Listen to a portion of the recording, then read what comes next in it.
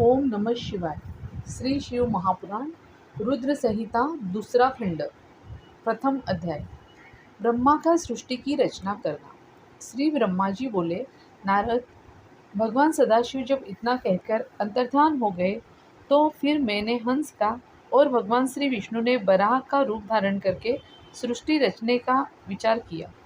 श्री विष्णु जी भी अंतर्ध्यात हो गए और ब्रह्मांड से बाहर निकलकर वैकुंठ में चले गए। उनके जाने के पश्चात सबसे पहले मैंने भगवान सदाशिव और श्री विष्णु का ध्यान करके जल का निर्माण किया। उस जल में फिर अंजलि जल डालकर मैंने उस जल से 24 तत्वों वाला एक अंड प्रकट किया, जो कि विराट हो गया। उसके विराट होने पर से मेरे मन में संशय उत्पन्न हुआ। मैं 12 वर्ष तप करता रहा।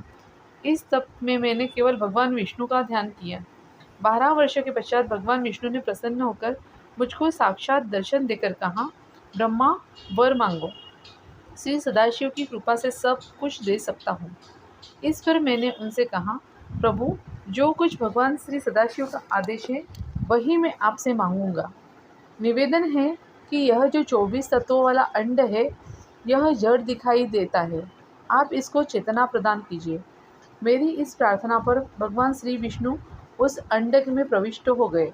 उनके अंड में प्रविष्ट करने के पश्चात उसमें से सहस्रों सिर, नेत्र और चरण सहित अंग निकले और उन्होंने समस्त पृथ्वी को घेर लिया।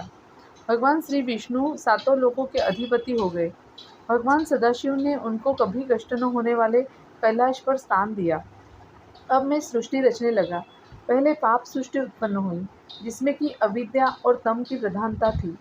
उससे मैंने स्थावरों की रचना की। इसके पश्चात मैंने मनुष्यों की सृष्टि की रचना के लिए भगवान शंकर का ध्यान किया। इसके पश्चात तिरछे चलने वाले जीव उत्पन्न हुए। जब उनसे मुझे संतोष की प्राप्ति न हुई तो मैंने देवताओं की सृष्टि, परंतु इससे भी कार्य सिद्ध न हुआ। अतः मैंने भगवान सदाशिव की आज्ञा से रजोगुणी मनुष्य को उत्पन्न किया। जब 5 प्रकार की सृष्टि हो गई तो फिर मैंने सर्गों की रचना की। तब महासर्ग, सूक्ष्म भौतिक सर्ग और तीसरा वैकारिक सर्ग उत्पन्न हुए। फिर 8 प्रकार की सृष्टि वैकारिक सर्ग से उत्पन्न हुई। वैकारिक सर्ग से नवा कुमार उत्पन्न हुआ। सनकादिक मेरे ऐसे मानसिक पुत्र थे जो महान वैराग्य से संपन्न थे। जब मैंने उनसे सृष्टि रचने के लिए कहा तो उन्होंने वैराग्य प्रकट किया। इससे मेरे क्रोध का वारा पार न रहा और मारे क्रोध के मेरी आंखों से आंसू गिरने लगे। मुझे रोते हुए देखकर भगवान विष्णु ने मेरे पास आकर मुझे समझाया कि इस प्रकार रोने से काम न चलेगा। तुम भगवान शिव की तपस्या करो। मैंने भगवान सदाशिव की कठिन तपस्या की। भगवान सदाशिव की कृपा से मेरे मन में विचार उत्पन्न हुआ कि यदि भगवान श्री सदाशिव स्वयं मेरे पुत्र बनकर अवतार धारण करे तो सृष्टि की उत्पत्ति का कार्य भली भांति संपन्न हो सकता है। यह विचार करके मैंने तप किया, जिसका परिणाम यह हुआ कि भगवान शंकर जी मेरे भोगों के मध्य से प्रकट हुए। उनके मस्तक में गंगा की धारा तथा जटाएं शोभा पा रही थी। भाल में त्रिपुंड धारण किए हुए थे। उनके 5 मुख 4 हाथ थे। दूसरा अध्याय। शंकर जी का कुपुत्रों का उत्पन्न करना तथा सुपुत्रों को उत्पन्न करने के लिए ब्रह्मा को कहना। ब्रह्मा जी बोले, नारद, भगवान श्री सदाशिव के उस रूप ने जिसको कि मैं माया के वश होकर अपना पुत्र समझ रहा था, मेरे पास आकर कहा, आज्ञा दीजिए, मैं आपकी तथा वेद के आज्ञानुसार कार्य करने के लिए तैयार हूँ। भगवान शिव जी के यह वचन सुनकर मैं अत्यंत प्रसन्न हुआ। मेरी आज्ञानुसार भगवान शंकर जी ने भूत, प्रेत, पिशाच, कुष्मांड, बेताल तथा ब्रह्म राक्षसों को उत्पन्न किया, जिनको देखकर मुझे बड़ा आश्चर्य हुआ और मैंने उनसे कहा कि इन कुपुत्रों को तुम अभी नष्ट कर दो और श्रेष्ठ पुत्रों को उत्पन्न करो। मेरी बात सुनकर भगवान श्री सदाशिव ने कहा, नहीं, मैं ऐसी सृष्टि उत्पन्न नहीं करूँगा कि जिसको मरना जीना पड़े। उनको आप स्वयं ही उत्पन्न कीजिए। उनमें से जो प्राणी चिंताओं को त्याग कर परमानंद में मग्न होंगे, उनको मैं मोक्ष प्रदान करूँगा। इस प्रकार कहकर श्री शंकर जी ने अपनी माया को खींच लिया। तब मुझे ज्ञान हुआ और फिर मैंने नतमस्तक होकर उनको प्रणाम किया। उन्होंने उठाकर मुझे कंठ से लगाया। उसी समय सनक आदि ने आकर उनको प्रणाम किया और स्तुति करने लगे। भगवान सदाशिव ने मुझे सुबुद्धि प्रदान की और इसके पश्चात नील लोहित भगवान शंकर अंतर्ध्यान हो गए। तीसरा अध्याय। ब्रह्मा जी का काल तथा सृष्टि व अन्य पदार्थों की रचना करना। श्री ब्रह्मा जी बोले, नारद जी, इसके पश्चात मैंने नीललोहित भगवान शंकर जी की आज्ञानुसार शब्दादि पंचभूतों द्वारा पंचीकरण करके उनके स्थूल आकाश, वायु, अग्नि, जल और पृथ्वी, समुद्र, वृक्षादि और कालादि युग पर्यंत कालों की रचना की तथा सृष्टि के और भी बहुत से पदार्थों की मैंने रचना की। किंतु जब इससे मुझे संतोष न हुआ तो मैंने उमा सहित भगवान शंकर जी का ध्यान करके अपने नेत्रों से मारीची को, हृदय से भृगु को, सिर से अंगिरों को, कान से मुनिश्रेष्ठ पुलह को, उदान से पुलस्त्य को, समान से वशिष्ठ को, अपान से केतु को, कानों से अत्रि को, प्राण से दक्ष को, गोदी से तुम्हें नारद जी को उत्पन्न किया। इसके बाद मैंने अपने दो रूप बनाए। मैं आधे से नारी और आधे से पुरुष हुआ। नारी रूप तो शतरूप था और पुरुष स्वयंभू मनु था। उन दोनों का परस्पर विवाह हुआ। इसके पश्चात श्री मनु जी के यहाँ प्रियव्रत और उत्तानपाद नामक दो पुत्र हुए। आकुति, देवहूति और प्रसूति नामक 3 कन्याएं हुई। बाद में आकुति का विवाह महर्षि रुचि के साथ, देवहूति का महर्षि कर्दम के साथ और प्रसूति का दक्ष प्रजापति के साथ हुआ। आकुति और रुचि के यहाँ 12 पुत्र हुए। देवहूति और कर्दम के यहाँ बहुत से पुत्र और दक्ष के यहाँ 24 कन्याएं उत्पन्न हुई। उसमें से 13 कन्याएं दक्ष ने धर्म को दे दी। उनके नाम यहाँ श्रद्धा, लक्ष्मी, दृष्टि, तुष्टि, पुष्टि, मेधा, क्रिया, बुद्धि, लज्जा, वगु, शांति, सिद्धि और कीर्ति। फिर उनसे छोटी 11 कन्याएं ख्याति, सत्पुंत, सम्मुति, स्मृति, प्रीति, क्षम, सन्नति, अनुरूपा, ऊर्जा, स्वाहा और स्वधा को क्रमशः भृगु, भव, मारीची, अंगिरा, मुनि, पुलस्त्य, पुलह, क्रतु, अत्रि, वशिष्ठ, बहिन और पितर के साथ ब्याही, जिनकी संतान से समस्त त्रिलोकी भर गई। फिर तो भगवान सदाशिव की आज्ञा के अनुसार असंख्य जातियों की उत्पन्न हुई और जिसमें ब्राह्मण श्रेष्ठ हुए। दक्ष की 60 कन्याओं की संतानों से पाताल से लेकर सत्यलोक तक सब चराचर जगत व्याप्त हो गया और रत्ती भर भी स्थान खाली न रहा। नारद, इस तरह मैंने भगवान सदाशिव की आज्ञानुसार सृष्टि की रचना की और भगवान श्री सदाशिव ने अपने भक्तों के उद्धार के लिए बहुत सी लीलाएं की, जिनका वाम अंग बैकुंठ तथा दाया अंग मैं ब्रह्मा हूँ। इस प्रकार ब्रह्मा, विष्णु और रुद्र यह 3 गुण प्रदान हुए। सत, रज, तम तीनों गुण में प्रधान हूँ। इन तीनों गुणों में से रजोगुण वाली सुरा देवी, सतोगुण वाली सती और तमोगुण वाली लक्ष्मी प्रकट हुई। सती के सती, पार्वती और शिवा यह 3 रूप हैं, जिसमें से शिव सती के रूप में भगवान शंकर के साथ ब्याही गई और पिता के यहाँ यज्ञ में अपने शरीर को त्याग कर अपने पद को प्राप्त हुई और फिर पार्वती होकर तप करके भगवान शिव जी को प्राप्त हुई। कालिका, चंडिका, भद्रा, चामुंडा, विजया, जया, ज्योति, भद्रकाली, दुर्गा, भगवती, कामाख्या, कामदा, अम्बा, मृडादि यह नाम पार्वती के ही है। फिर देवियों और 3 देवताओं ने मिलकर अनेक प्रकार की उद्यम सृष्टि की। चौथा अध्याय। नारद जी के कहने पर ब्रह्मा का ब्रह्मलोक, विष्णुलोक और शिवलोक वृत्तांत सुनाना। श्री ब्रह्मा जी से यह कथा सुनकर श्री नारद जी अत्यंत प्रसन्न हुए। उनको नमस्कार करके विनयपूर्वक कहा, प्रभु, अब आप मुझे ब्रह्मलोक, विष्णुलोक और शिवलोक का वृत्तांत सुनाइए। ब्रह्मा जी कहने लगे, हे नारद, मेरे लोक का नाम सत्यलोक है, जिसकी लंबाई 16 करोड़ योजन है। यहाँ पर रत्नों तथा मणियों के भरे हुए स्वर्ग मंदिर, उपवन, कुएं, तालाब और सुगंधित पुष्पों वाली पुष्प वाटिकाएं हैं। भगवान विष्णु लक्ष्मी सहित अपने भक्तों को सुख देते हुए वहाँ निवास करते हैं और सदा सदैव भगवान शंकर जी के ध्यान में मग्न रहते हैं। हे नारद, अब मैं उस लोक का वर्णन करता हूँ जो स्वर्ग से भी ऊपर और चिंताओं से भी मुक्त है। उसको स्वामी कार्तिक का लोक कहते हैं। उसका वर्ग 64 योजन है। शोक, मोह तथा माया से रहित है। वहाँ प्रत्येक स्थान पर आनंद ही आनंद है। वहाँ पर लोगों के घर रत्नों से भरे पड़े हैं। वहाँ के स्वामी कार्तिकेय जी हैं, जिन्होंने तारकासुर का संहार किया है। वह भगवान शिव के पुत्र है। षडाक्षर मंत्र का जाप करते हुए वह वहाँ पर भगवान सदाशिव में लीन रहते हैं। इस लोक के ऊपर शक्ति लोक है, जहाँ पर शक्ति रूप जगत माता निवास करती है। उन्हीं जगत माता शक्ति की कृपा से मैंने सृष्टि की रचना की है। सूर्य, चंद्र और इंद्र सदा इन्हीं जगत माता के चरणों का ध्यान करते हैं। वह भगवान शिव को अत्यंत प्रिय है। उनके अंशों से ब्रह्माणी और रमा भी उत्पन्न हुई है। स्वाहा, स्वधा, सीधा, विश्वा और इंद्राग्नि इत्यादि भी उन्हीं के अंश हैं। शक्ति लोग अत्यंत आकर्षक व रमणीक स्थान है। उसके कपाट मणियों के बने हुए हैं। उसका विस्तार 28 करोड़ योजन है। वहाँ शक्ति और उनकी सहेलियाँ निवास करती है। शक्ति लोक के ऊपर शिवलोक है। वहाँ पर मोह, चिंता, दुख आदि का नाम भी नहीं है। वहाँ करोड़ों सूर्यों के समान प्रकाश है।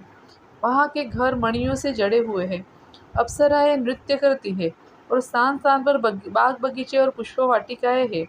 भगवान शिवजी के निवास स्थान के निकट उनके भक्तों के भी निवास स्थान है।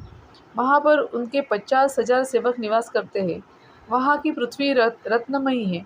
उनका विस्तार 200 करोड़ योजन है। मध्य में एक बहुत बड़ा चिंताहरण मंदिर बना हुआ है, जिसको देखकर मनुष्य के मन में अपने आप भक्ति उत्पन्न होती है। वहाँ पर करोड़ों सूर्य एक साथ ही प्रकाशमान होते हैं। वहाँ की दीवारें हीरो की बनी हुई है। खंभे तथा किवाड़ भी मणियों के बने हुए हैं। उस मंदिर के भीतर एक दिव्य विमान पर भगवान सदाशिव विराजमान है, जिनके स्वरूप को मैं और विष्णु जी भी नहीं जान सके। वहाँ पर विष्णु की एक शाखा है, जिसका नाम धेनुलोक है। उसके स्वामी भगवान श्री कृष्णचंद्र जी महाराज है। 5वां अध्याय। नारद जी का संसार के कल्याण के लिए शिवजी के विषय में विस्तार पूर्वक पूछना। श्री ब्रह्मा जी से यह कथा सुनकर नारद जी ने नमस्कार करके विनय पूर्वक कहा, ब्रह्मा जी, आपने सबसे ऊपर शिवलोक का वर्णन किया है। संसार में तो यह प्रसिद्ध है कि भगवान शिवजी का स्थान कैलाश है और शिवलोक को जाने वाला उस कैलाश पर्वत पर जाता है। अब मैं आपसे यह जानना चाहता हूँ कि जिस भगवान सदाशिव का आपने वर्णन किया है, क्या यह वही कैलाशवासी सदाशिव है या कोई दूसरे है? नारद जी की यह बात सुनकर श्री ब्रह्मा जी प्रसन्न होकर उनकी प्रशंसा करने लगे। नारद, मैं तुमसे बहुत प्रसन्न हूँ, क्योंकि तुम सब कुछ जानते हुए भी संसार के कल्याण के लिए इस प्रकार प्रश्न कर रहे हो। सज्जन पुरुषों का काम यही है। अतः मैं अब तुमको वही कथा सुनाता हूँ। भगवान श्री सदाशिव ब्रह्म सगुण रूप महेश्वर है। उनके स्थान काशी, आनंदवन, ब्रह्मवन इत्यादि है। तुम्हें स्मरण होगा कि जब मैंने भगवान श्री सदाशिव से सहायता की प्रार्थना करते हुए अवतार धारण करने के लिए कहा था, तब उन्होंने मुझे वचन दिया था कि समय आने पर ऐसा ही होगा। इसके पश्चात वह अंतर्ध्यान हो गए और यथा समय उन्होंने अपना वचन पूरा भी किया। मेरे मनोरथ पूर्ण करने के लिए वह कैलाश पर्वत पर आए और कठिन साधना में लग गए। वही कथा अब मैं तुमको सुनाता हूँ। कपिलपुरी में यज्ञदत्त नामक एक ब्राह्मण रहता था। यज्ञदत्त विद्या में पारंगत था। उसके एक पुत्र उत्पन्न हुआ, जिसका नाम उसने गुणनिधि रखा। बालक बड़ा बुद्धिमान तथा चतुर था। 8 वर्ष की छोटी सी आयु में ही उसने बहुत सी विद्याएं सीख ली थी, परंतु वह कुमार्ग में पड़कर अपने धर्म और कर्म से भटक गया। वह जुआरी, खेलकूद में संलग्न और गाने बजाने वाले का साथी बन गया। उसने बहुत जल्दी ही अपने पिता की संपत्ति लुटा दी। उसकी माता उसे बहुत रोकती थी, परंतु प्रेम के कारण संबंध में उसके पिता को कुछ न बताती थी। पुत्र चाहे कितना ही बुरा हो, परंतु माता कभी भी उसका बुरा नहीं चाहती। 6वां अध्याय। यज्ञदत्त व उसके पुत्र का वर्णन। यज्ञदत्त अब कभी भी घर आकर अपनी पत्नी से गुणनिधि के संबंध में पूछता कि इस समय गुणनिधि कहाँ है, तो वह सदा झूठ बोल देती और वह कह देती कि घर से बाहर गया है, या तो कह देती स्नानादि कर रहा होगा या देव मंदिर में बैठकर भगवान का पूजन कर रहा होगा। यज्ञदत्त अपने पुत्रों के संबंध में इस प्रकार हमेशा अंधेरे ही में रहा। असली भेद न जानते हुए उसने गृह सूत्र के अनुसार गुणनिधि का विवाह भी कर दिया। विवाह हो जाने के पश्चात यज्ञदत्त की पत्नी सदा पुत्र को समझाती कि तुम्हारे पिता बड़े महात्मा हैं, अतः वो उसके साथ ही बड़े भारी क्रोधी भी हैं। जब उनको तुम्हारे बारे में मालूम होगा तो इसके लिए तुम्हें और मुझे दोनों को ही दंड देंगे। तुम्हारा कुल बड़ा पवित्र है, फिर तुम यह बुरे काम क्यों करते हो? परंतु गुणनिधि पर माँ को समझाने का कुछ भी प्रभाव न पड़ता। 7वां अध्याय। यज्ञदत्त का अपने पुत्र के बारे में अपनी पत्नी से पूछना, पत्नी द्वारा झूठ बोलना।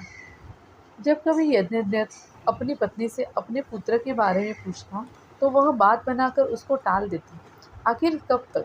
एक दिन उसके पिता की अंगूठी चुराकर किसी जुआरी को दे दी। तब यज्ञदत्त ने उस जुआरी से पूछा कि यह अंगूठी उसके हाथ में कैसे आई। तो जुआरी ने यज्ञदत्त से कहा कि उसने उनकी अंगूठी नहीं चुराई, किंतु उसके यहाँ तो ऐसी बहुत सी अंगूठियाँ मौजूद हैं। क्या मेरी अंगूठी देखकर आपकी नीयत तो नहीं बिगड़ गई? यज्ञदत्त ने जुआरी की बात सुनकर कहा, सुनो लल्ला, यह अंगूठी मेरी है और मुझे राजा के यहाँ से मिली है। तुम झूठ बोलकर इसे अपनी न बताओ, परंतु यह बताओ कि यह अंगूठी तुम्हारे पास कैसे आई है। यज्ञदत्त की बात सुनकर जुआरी को क्रोध आ गया।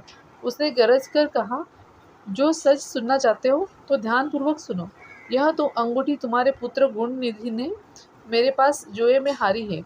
उसने यही अंगूठी ही जुए में नहीं हारी, किंतु आज तक जुए में बहुत सा धन भी घर से चुरा कर हारा है। आप जितना ही सज्जन, साधु तथा धर्मात्मा है, आपका पुत्र उतना ही बड़ा बदमाश है। दुख इस बात का है कि आप इतने बड़े विद्वान होते हुए भी आज तक अपने पुत्र की करतूतों को जान नहीं सके। जुआरी की बात सुनकर यज्ञदत्त का मारे लज्जा के बुरा हाल हो गया।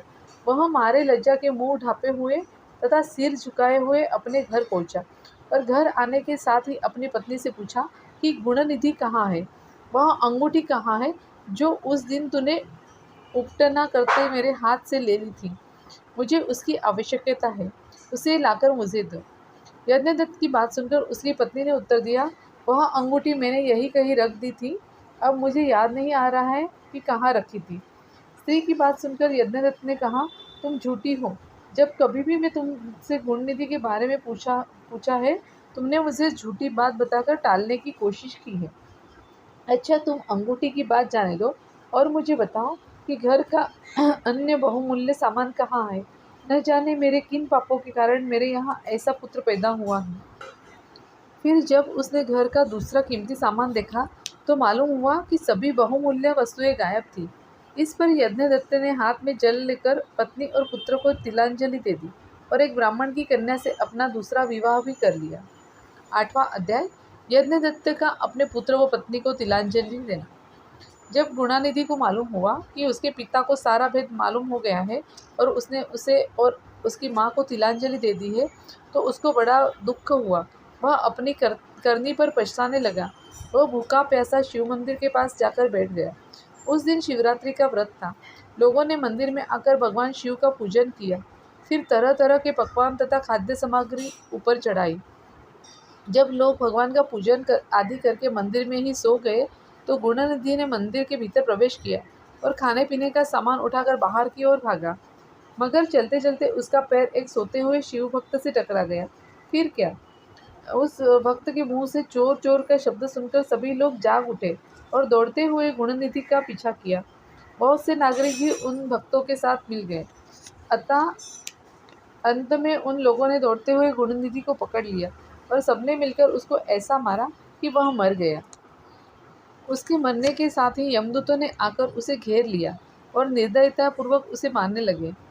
उधर भगवान सदाशिव ने अपने गणों से कहा कि यदि गुणानिधि बड़ा पापी, दुराचारी और कुकर्मी है, फिर भी उसने शिवरात्रि का व्रत रखकर जागरण किया, हमारे पूजन को देखा, हमारे दर्शन किए, दीपक से लिंग शरीर पर गिरती हुई छाया को इसने इनसे निवारण किया है, रात्रि में अपना वस्त्र फाड़कर उसमें बत्ती डाली है, प्रसंगवश उसने हमारे गुणों का श्रवण किया है तथा ऐसे ही और धर्म कार्य किए हैं। अतः वह हमारे लोक को आएगा और कुछ दिनों तक यहाँ रहेगा। उसके पश्चात यह कलिंग देश का राजा होगा। तुम लोग वहाँ जाकर गुणानिधि को यमदूत के बंधन से मुक्त करो, क्योंकि हमने उसे अपना लिया है। अतः एवं भगवान सदाशिव की आज्ञा पाकर विमान पर बैठकर शूलधारी उनके पार्षद भी घटना स्थान पर आ पहुँचे और बोले, यमराज के गणों, तुम अब इस परम धर्मात्मा ब्राह्मण को छोड़ दो, क्योंकि अब इसमें कोई पाप शेष नहीं रहा। यमदूतों ने भगवान श्री सदाशिव के पार्षदों से कहा, यो तो आपकी आज्ञा हमारे सिर माथे पर है, मगर यह तो दुष्ट, महापापी, कुकर्मी, मांस तथा मदिरा का प्रयोग करने वाला, परस्त्री तथा वेश्यागामी, माता पिता की आज्ञा न मानने वाला, चोर तथा जुआरी है। हम लोग इसलिए इसको ले जा रहे। यमदूतों की बात सुनकर शिव के पार्षदों ने कहा, तुम मूर्ख हो, यह ब्राह्मण पापी नहीं है। इसका सबसे बड़ा धर्म तो यह है कि इसने पुराना कपड़ा जलाकर शिवालय में प्रकाश किया, रात्रि भर जागरण किया, स्थिर चित्त से शिवालय के द्वार पर बैठकर इसने भगवान श्री सदाशिव के पूजन को देखा और हरि कीर्तन सुना। इसलिए भगवान श्री सदाशिव की इच्छानुसार यह कलिंग देश का राजा बनाया जाएगा। और इस प्रकार कहने के पश्चात भगवान श्री सदाशिव के पार्षद गुणनिधि को अपने साथ ले गए। 9वां अध्याय। शिवरात्रि के व्रत के कारण गुणनिधि का शिवलोक जाना। यमदूत से मुक्ति पाकर गुणनिधि भगवान श्री सदाशिव के पार्षदों के साथ विमान पर चढ़कर शिवलोक गया। यमदूतों ने जाकर सारा वृत्तांत यमराज से कहा, जिसे सुनकर यमराज ने कहा कि जो व्यक्ति भस्म रमाए हुए हो। यमदूतों ने जाकर सारा वृत्तांत यमराज से कहा, जिसे सुनकर यमराज ने कहा, जो व्यक्ति भस्म रमाए हुए हो, रुद्राक्ष की माला धारण किए हो, शिवलिंग का पूजन करता हो और श्री सदाशिव के गुणों का गान गाता हो, छल से ही सही उसके पास बिल्कुल न जाना। दूतों से यह कहकर यमराज ने भगवान श्री सदाशिव को प्रणाम करके कहा, आप मेरे इस अनजाने दोष को क्षमा कर दो। अब गुणनिधि की कथा सुनिए। यमदूतों से मुक्ति पाकर जब गुणनिधि शिवलोक को गया तो कुछ दिन तक वहाँ सुख भोगकर वह कलिंग देश का राजा हुआ। कलिंग देश के पहले राजा का नाम इंद्रमणि था। गुणनिधि ने उसके यहाँ अरिंदम के नाम से जन्म लिया। अरिंदम भगवान श्री सदाशिव व अनन्य भक्त था। महाराजा इंद्रमणि अपने पुत्र में उदारता, धीरता तथा वीरता इत्यादि गुण देखकर उसे राज्यपाट देकर आप तप करने के लिए चले गए।